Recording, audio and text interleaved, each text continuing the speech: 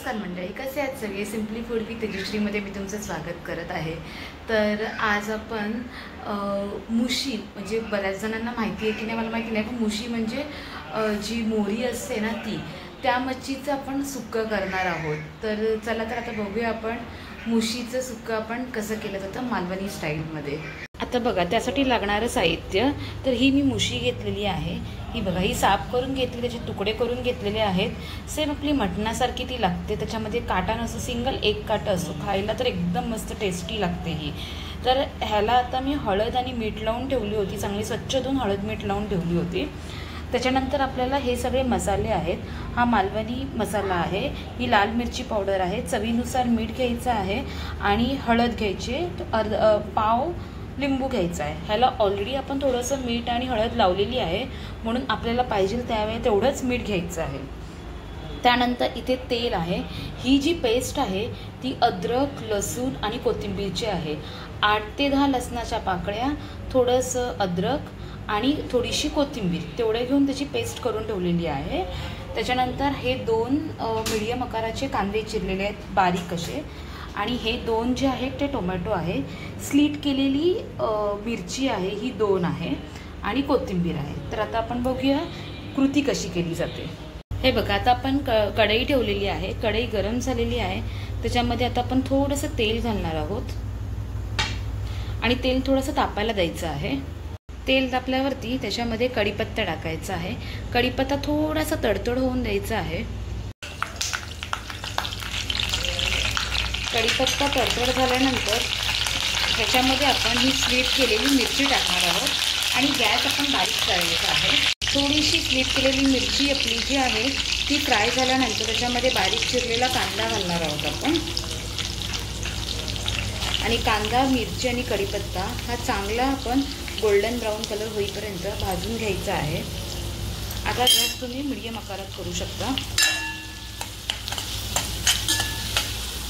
आणि हे golden brown कलरचं होईपर्यंत चांगलं भाजून घ्यायचं आहे।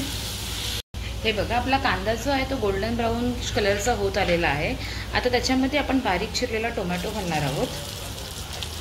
टोमॅटो आणि कांदा हे एकदम चांगलं स्मॅश करून घ्यायचं आहे। स्मॅश म्हणजे थोडंसं शिजवून द्यायचं आहे त्याला चांगलं। बघा, अशा पद्धतीने चांगलं हे एकजीव करायचं आहे आणि शिजवून घ्यायचं आहे।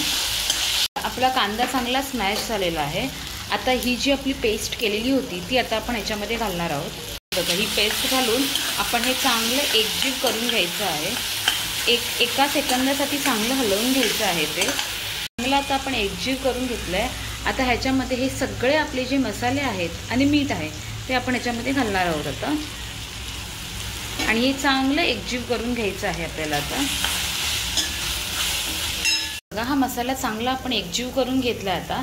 आता ही जी मुशी आहे आपली ती आपण ह्याच्यामध्ये घालणार आहोत आता, आणि हे चांगलं असं थोडंसं एकजीव करायचं आहे। ह्याला आहे ना पाणी सुटणार आहे, थोडंसं झाकण लावून ठेवायचं आहे, ह्याच्यामध्ये पाणी सुटणार आहे ह्याला।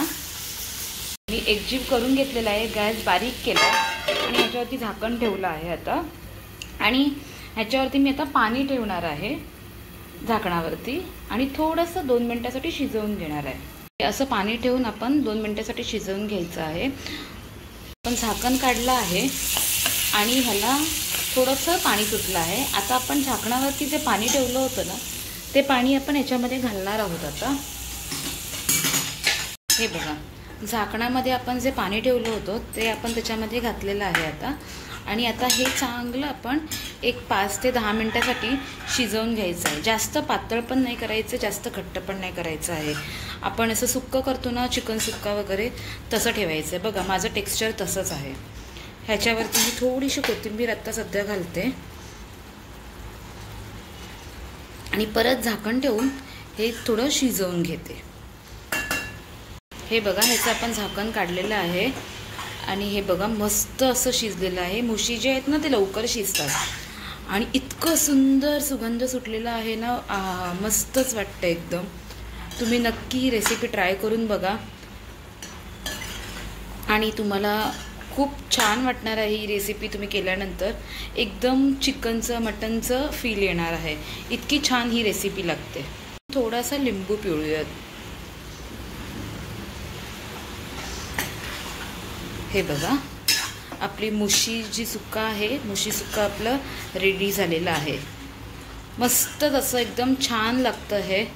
तुम्ही चपातीबरोबर खाऊ शकता, भाकरीबरोबर खाऊ शकता, नाहीतर तुम्ही असंच नुसतं मच्छीची कढी वगैरे केली आणि त्याच्याबरोबरसुद्धा खाऊ शकता. मी तुम्हाला सर्व करून दाखवते आता. हे बघा, अशा पद्धतीने आपलं मुशी सुक्का रेडी झालेलं आहे. मस्तच टेस्टला झालेलं आहे, सुगंध तर मस्त दरवळत आहे.